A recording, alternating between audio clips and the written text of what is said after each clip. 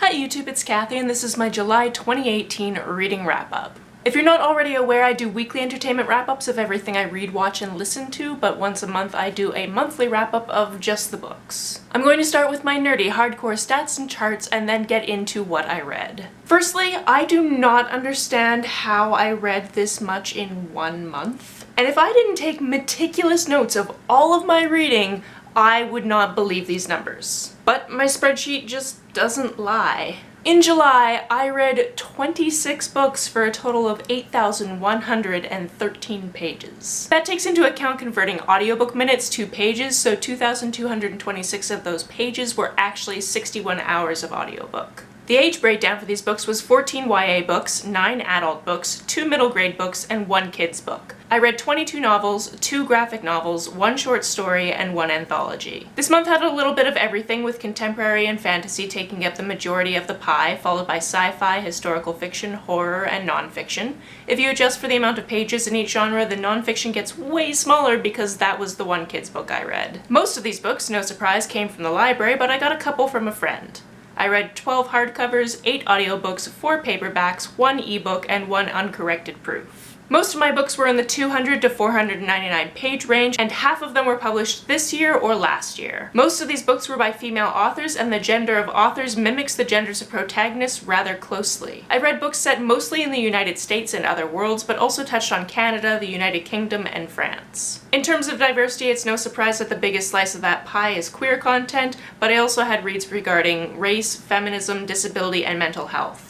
It's also important to point out that not all of the books I read had diverse aspects. In terms of star ratings this month, I read 1 2.5 star read, 3 3-star reads, 6 3.5 star reads, 6 4-star reads, 2 4.5 star reads, and 8 5-star reads. Let's start with the lowest rated and work our way up to the highest, shall we? I just wanted to mention that I did 3 readathons this month, which I guess helped with how many books I read. The first was the Read-A-thon, which focused on reading Canadian authors. The second was the 24 and 48, which was trying to read 24 hours in a 48-hour period.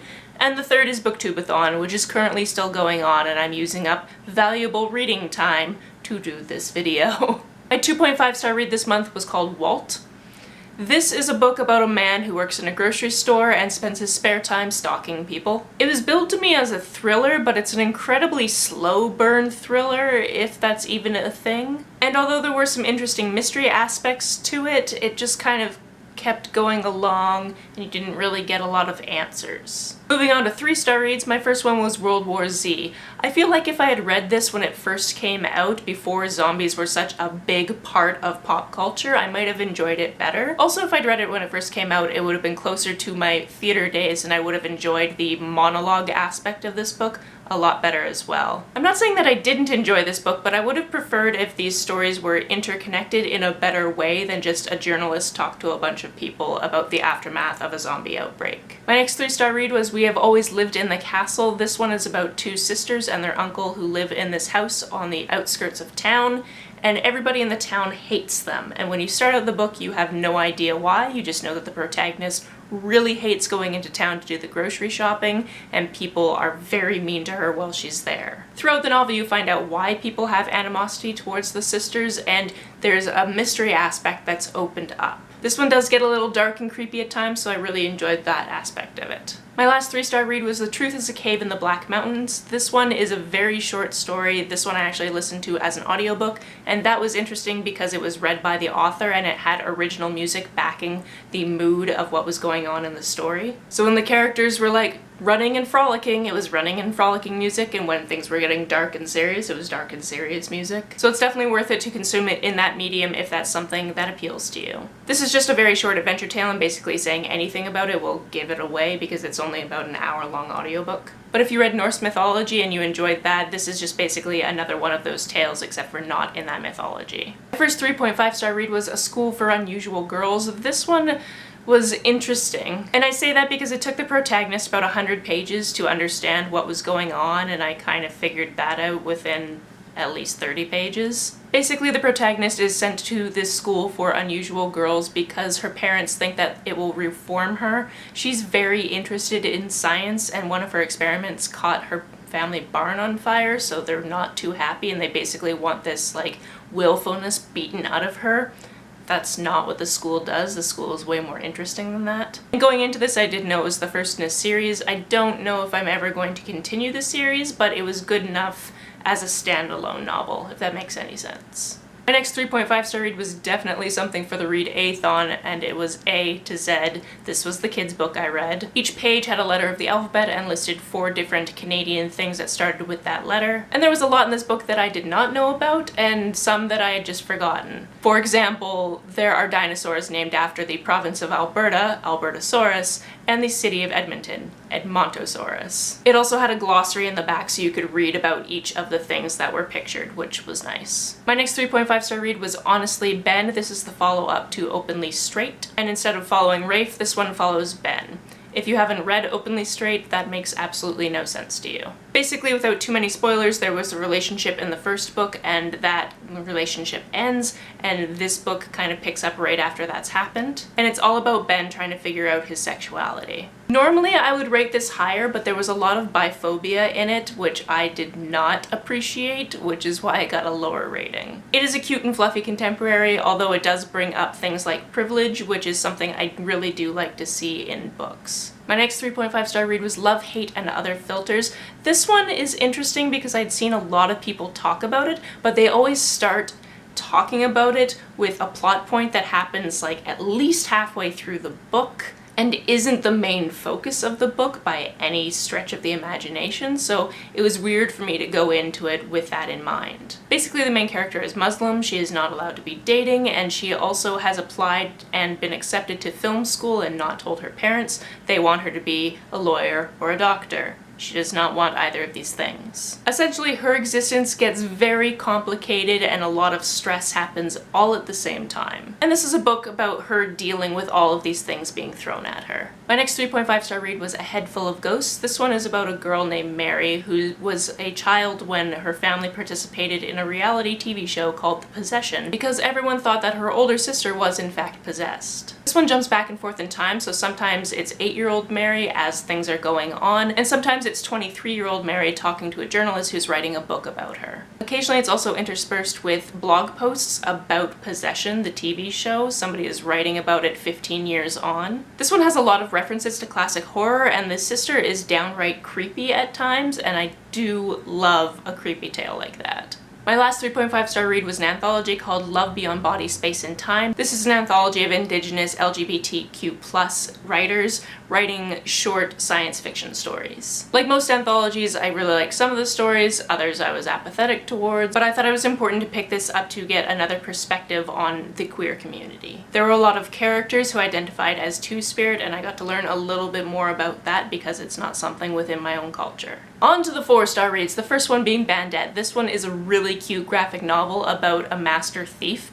named Bandette. She lives in France, she steals things for fun, but she also steals things basically to help out the police. She's kind of like Batman, but she steals things. She also has a rival in town who is also really good at stealing things, and they kind of team up at one point. I'm going to continue reading these graphic novels because this was a lot of fun. My next 4-star read was Alana the First Adventure. This one is the first in a quartet and the first in a giant universe of cool fantasy stuff. This one is old school YA, before YA was even a thing, because this was published in 1983, which is even older than I am. Basically, it follows twins Alana and Tom. Alana is being sent off to become a lady, and Tom is being sent off to become a knight, and neither one of them wants to do those things. So Alana disguises herself as a boy and goes off to become a knight, while Tom goes off to study magic. This takes place over about 3 or 4 years and follows Alana, obviously, based on the title, you probably guessed that, as she's learning to become a knight, and I really am enjoying it, and I think now I have to read the entire universe. The next 4-star read was The Marvels. This book is interesting because about the first half of it is pencil drawings that tell a story, and then after that is a narrative story written in words. The first half is a story about brothers who are shipwrecked and one dies, the other one goes on to work in a theater, and then it's this whole cycle of he gets a wife, he has a son, that son also works in the theater, gets a wife, has a son, and it just continues like that. On the flip side, the written portion is about a boy who's run away from boarding school to meet an uncle that he's never met before. Basically, he needs help finding a childhood friend who was at the boarding school and his parents took him away. And he stumbles into finding out that his uncle is kind of a weird dude, but in an actually delightful way. I really enjoyed how this was told. I really enjoyed that I read it while I was waiting to watch a Shakespeare play, because there are tons of Shakespeare references in this book. And now I'm just gonna have to pick up all the other standalone books like this because this was cool. My next 4-star read was The Darkest Minds. I picked this one up because I saw the trailer while I was at VidCon and went, that looks amazing, what is it? Oh, it's based on a book, I need to read the book. And the movie, I'm pretty sure, is coming out this week, so that is a thing that you could go to if you wanted. This one is a YA dystopian where all the kids basically get superpowers and all the adults freak out and go, yeah, no, that's not cool. The superpowers range. Some people have telekinesis, some people can control other people's minds, and some people are just good at math, which I would be mad about that if that was my only superpower. But then again, you're not the kind of superpower that just gets killed off by the government, so maybe that's good. I really enjoyed the pacing of this book. I didn't realize it's the first in a trilogy that also has little spin-off books, so I haven't read the whole series. And just from what I saw of the trailer, it looks like they've changed a lot of things, so I don't know if the movie is going to combine all of the books or is just going to be the first book.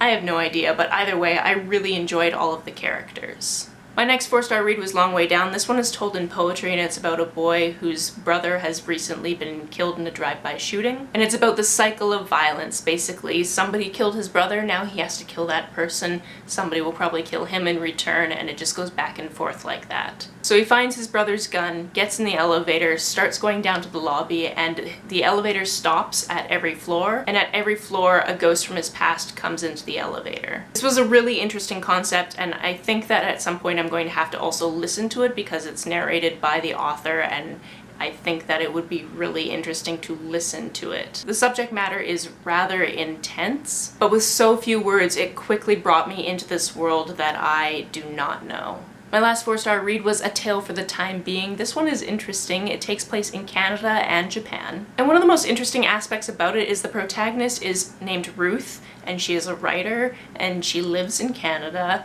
and she's sounding a lot like the author of the actual book. One day she's walking down the beach on her island and she finds this bag of what she assumes is garbage, and she's going to go throw it out in the actual garbage instead of letting it just go back into the ocean.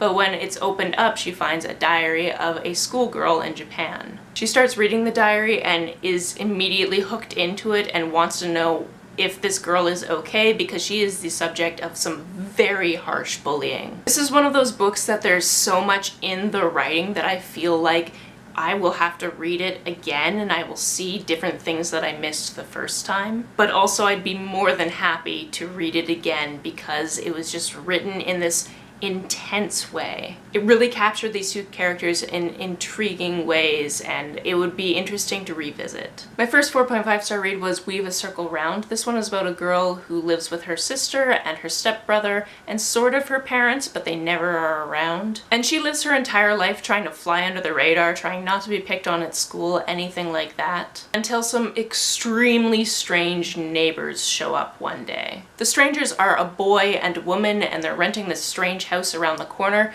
and the boy ends up being in the same grade as the protagonist and is so weird at school. Like, he's trying to get kicked out and trying to get beat up and just speaks very strangely. And even with them being such weirdos, I thought that this was going to be a contemporary novel until something happens that makes it definitely a fantasy novel. What I really enjoyed about this novel is that the protagonist grew up, because when the book started I did not like her at all. For one, she was incredibly mean to her stepbrother who is deaf, and I was just not here for it. This one took some very interesting twists and turns, and if you're at all a fan of extremely strange characters, these are the ones to read.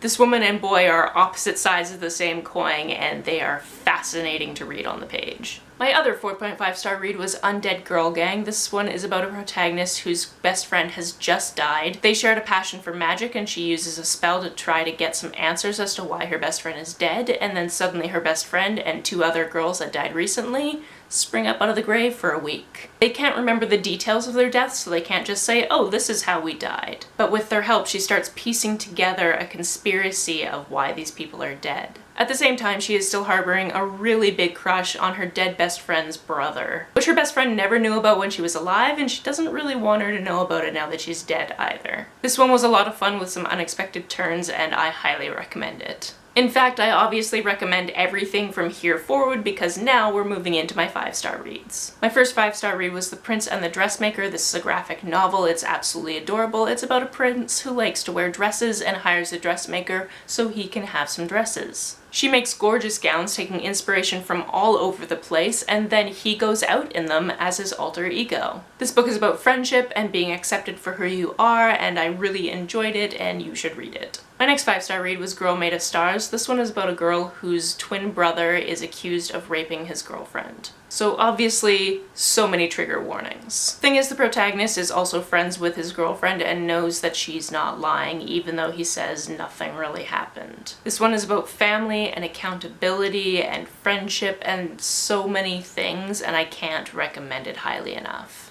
Obviously, take care of yourself if you choose to read this because, yes, trigger warnings. My next 5-star read was Dear Martin. This one is about a boy named Justice who is a black student in a predominantly white school. He's a scholarship student there, so his classmates are rather upper class. And one night while trying to help a friend, he finds himself the victim of police brutality and profiling. After that, he starts a project writing to Martin Luther King Jr. and trying to be more like Martin. This one is about race and privilege, and if you can consume audiobooks, I highly suggest the audiobook because Dion Graham's voice acting was stunning. There's a rather intense moment about halfway through the book, and I had to stand at the bus stop trying not to cry in public when it happened. My only criticism is I wanted this book to be longer. My next 5-star read was How to Make a Wish. Yes, that's 2 different 5-star reads by Ashley Herring Blake on this list this month. It was a good month. This one starts with the protagonist just getting back from 2 weeks away where she was studying music in Boston. Upon getting back, she finds out that her mom has moved them in with a boyfriend that she had never met before, and things spiral from there. You quickly learn that her mom is not a reliable person. Her mom definitely needs some help. And her mom is just all around not a great mother, but she is the only parent the protagonist has. Upon getting back to her town, she also meets a girl who is new in town. The girl is new in town because her mother recently died, and the protagonist's best friend's mother is now her legal guardian. Obviously, this new girl is going through some very emotional times where the protagonist is also on this roller coaster that just never stops with her mother, and a relationship forms between them. I read this basically in one sitting during the 24 and 48, and I feel like I should read it again and again because there are just so many examples of heartbreak and strife and people trying to live with the lot that they have and people realizing that they need to move on from toxic relationships. If you want a love story with a lot of power behind it, definitely pick this one up. My next 5-star read was Brightly Burning. This is Jane Eyre, but in space, and I absolutely adored it. I've never actually read Jane Eyre, but I do enjoy Jane Eyre retellings, and this one is fantastic. Stella is an engineer on a low-class ship, and then she gets a job as a governess on a luxury ship that's orbiting the moon. It was really fun to see the balance between people living in space and Regency-era clothing, especially when she was on the luxury ship and then high-class people came to visit and they had fancy dinners and things. I really enjoyed the characters, I really enjoyed the relationships that formed. I just really enjoyed it. Obviously, it's on my 5-star list. My next 5-star read is Little and Lion. This one is about step-siblings, one named Little. Actually, her name is Suzette, but she's called Little by her brother, and one named Lion, or Lionel. Suzette has basically just returned from a year in boarding school, and when we start out, we don't know why she was sent there. We know that she didn't do anything wrong, but we know that something has happened with her brother, and she was sent away basically so he could heal. While she was at boarding school, she found out that she likes girls. In fact, she had been sleeping with her roommate. So upon coming home, she comes to terms with probably having to come out as being bisexual, while she's also heartbroken because she left that relationship in a very weird way. Additionally, this boy that she's grown up with has gotten real hot over the last year, so she's kind of crushing on him, but also kind of crushing on this girl that she met at a party. She ends up working with that girl, and that crush does not go away, which is really unfortunate because her brother also has a crush on her and starts dating her. This is a book about love and family, but then it's also a book about being a mixed race family because she is black and he is white. And then it's also about her coming out in terms of sexuality as well as her religion because she converted to Judaism as a child. That is a very big part of her life, and she didn't feel like explaining it to the people that she was at boarding school with because they were just not very nice people. There are so many different dynamics to this book, and it touches on so many different things. My next 5-star read was Record of a Spaceborne Few. This is the third in the Wayfarer series, and it's so good. Each of the books in this series is a little bit different, so we had never met any of these characters before, although one of them is related to the captain in the first book. This book has several different perspectives, and at the beginning these different characters don't know each other, and then their paths start to overlap. We see different characters very happy with what they do, we see other characters wanting to explore the universe. And because we have so many different perspectives, when other people outside of these stories judge these stories, I felt very fiercely about the bad things they were saying about these characters. I will continue to read this series for as long as Becky Chambers keeps writing it, because yes. I also just always adore that there are queer characters and it's never a point of strife, and nobody looks down on these characters, and it's just so great. Speaking of queer characters, we're getting on to my final 5-star read of the month, and that's What If It's Us by Becky Albertalli and Adam Silvera. This book is not out yet. I read this one as an e-arc, and oh my goodness, it's so cute, you guys. This book is about two boys in New York City, one who lives there and is going to summer school much to his chagrin, and the other one who is interning at his mom's law firm for the summer because she's there on a big case. They meet outside a post office, but something prevents them from exchanging numbers,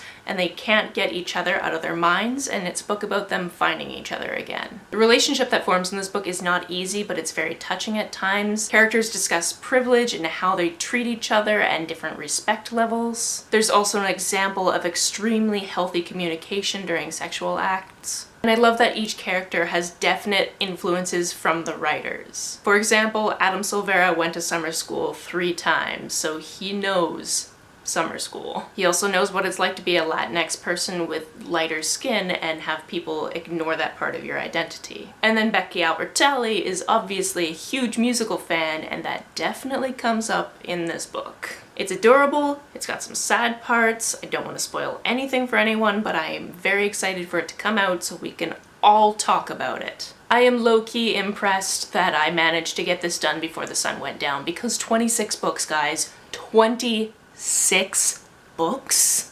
If you want to hear me talk more about these books, or other books for that matter, the playlist for my weekly entertainment wrap-ups is always listed down in the description. If you've read any of these, let me know about it down in the comments below. On the way down to the comments, if you hit that subscribe button, that would be very nice of you. You can like and share this as you see fit, and I will see you very soon. Bye!